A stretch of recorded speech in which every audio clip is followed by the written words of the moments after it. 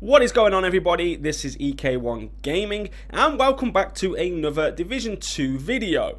Now in this video we're going to be taking a look at why I personally think matchmaking has to come into the raids on the game. Now if you haven't already, make sure you hit that subscribe button and the little notification bell to be notified every time we go live or we upload content. Of course, we don't just cover the division here, we cover all different games. So if you want to be kept up to date live, make sure you hit that follow button on our Twitter. The link will be in the description below. Now let's get straight into the video. With the launch of TU10 coming up soon, it was announced that we would have a brand new raid which would potentially release at the beginning of July. Now this of course is a level 40 or a level 30 raid, but the one thing that pops up all the time is it's an 8-player raid. So meaning if you are a solo player or somebody who doesn't have a lot of friends on your chosen platform or struggles to get a team together, it means that there's a big barrier from you doing this raid. Now there's been mixed emotions and mixed reviews about whether matchmaking should be in the raid or it shouldn't be in the raid. And we're going to look at both arguments.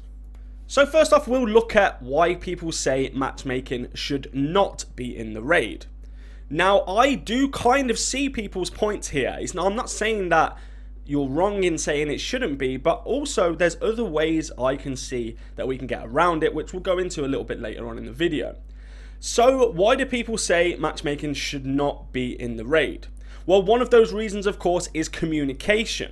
So if you matchmake a random team, you've got 7 other players with you, and say 4 of them don't have microphones or no way of actually understanding or contacting you or communicating with you, then you're going to have issues when it comes to doing things such as, for example, boomer at the beginning with the screens, or, you know, at the end where you've got Razorback and you need to be in the circle at certain times, etc. So that's going to cause issues, and I agree with the communication aspect of this game.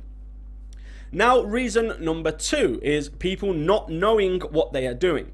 To me, this is a very lame excuse not to play with somebody, because how did you learn how to do it?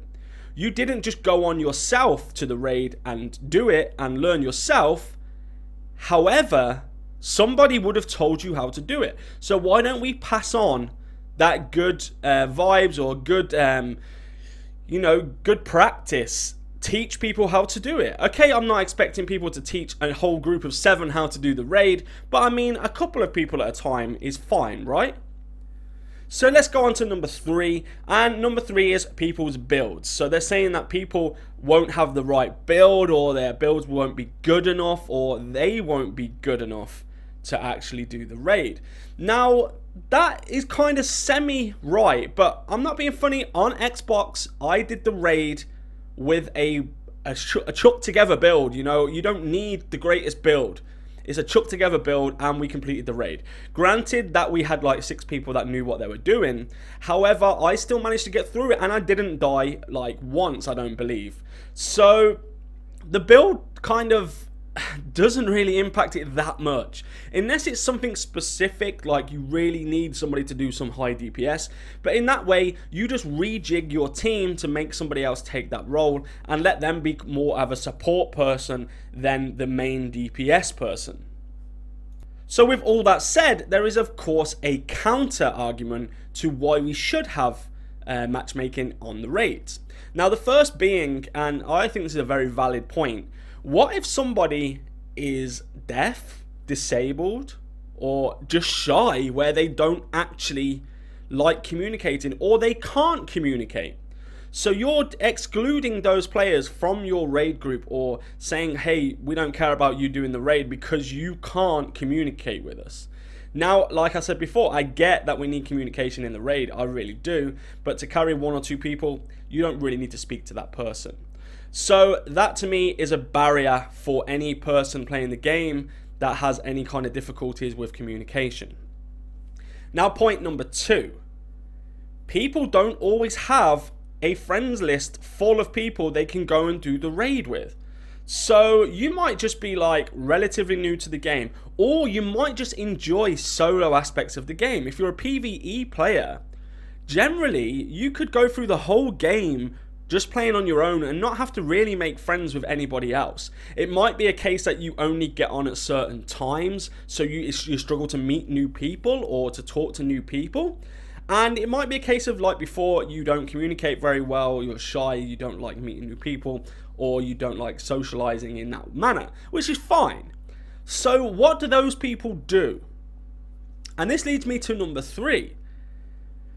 People with bad builds. Like, why is that an issue? Like I've discussed a second ago, if I don't have a very good build, what do I need? I need guidance. And where do I get guidance from? From other people, from the community, the same community that is technically excluding me from their raid group because I don't have a good build. Now, of course, for me personally, it's fine. I have a lot of you guys that would happily take me through the raid or happily raid with me. I have my own Discord and all that where we try and do as much as we can, but it doesn't always work out. Now, looking at the whole Discord situation, people are saying that, hey, you don't need matchmaking in game. You can go onto Discord looking for group and all that. Well, that's right, but it's also wrong because you go onto a Discord. Okay, how many different Discords out there are there with people doing different raid runs, etc.? Hundreds, right? Maybe even thousands. So you've got to find the correct Discord first. You've got to find that Discord. Then you've got to hope that they'll take you into their squad. Then you've got to add them on Uplay or PlayStation or Xbox. Then you've got to hope in that time that nobody else has taken that one spot or 2 spots which was left. So it doesn't work. Why not centralize it, put it in the game? You go into a queue waiting for matchmake, they matchmake as well, and you join together. This leads me to my idea. Now, you've probably heard me talk about this idea a few times, and this is, in my head, the perfect solution for Massive to combat this. This end all of the discussions. You know, mission completed. And that would be if you have a group of 6 people already, or 7 people. So you only need 2 of the people maximum, okay? Why can that group not go to the raid and matchmake for 2 people? Because really, 2 people you can carry through the raid with no communication, with bad builds. You can pretty much counter their sort of lack of knowledge, lack of experience, and do it with a 6-man. You know, it's quite doable, it's quite achievable, especially on the first raid.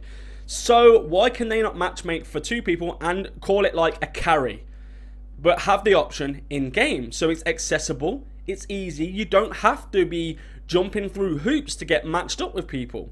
And what that will in turn do, that will open up the game to these players that are solo or don't have teams to play with, and actually you'll meet more people within the community.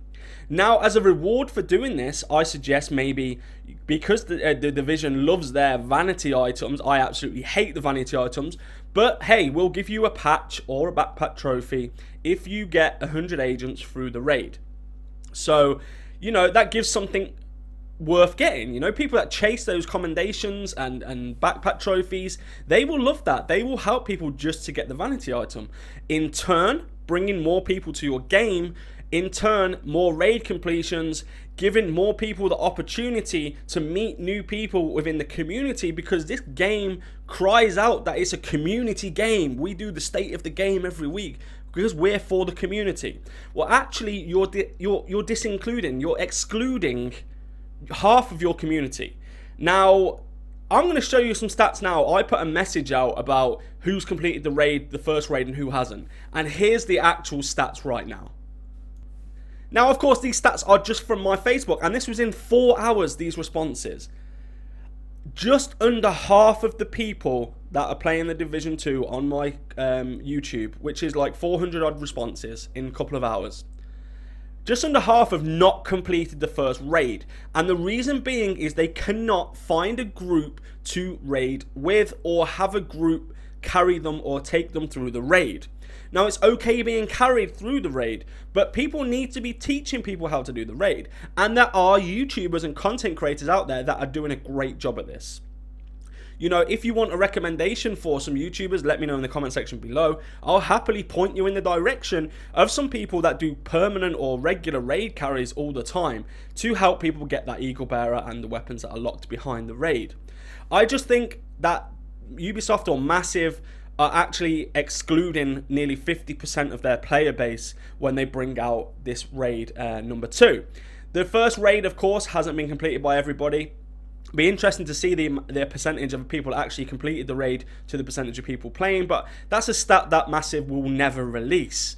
However, that being said, they still have time now to add something in. Use this idea. And this idea that I had actually come from Destiny, where you can go and carry people through raid strikes missions.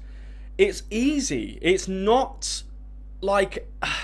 It's not hard to do, you know. It's already out there. It's just simple. It seems that Division just don't want the extra workload, and they just don't want so many people doing the raid for some reason. But if I was a solo player of this game, I probably would have stopped playing this a long time ago. Now guys, if this video has been helpful, please let me know in the comment section below. Also let me know if you think that matchmaking should be in the raid or not. And you're not going to be right or wrong. If you disagree with what I'm saying, please tell me, because I'm interested to see what people's opinions are on this matter. So thank you once again for hitting that like button and hitting the subscribe button, hopefully.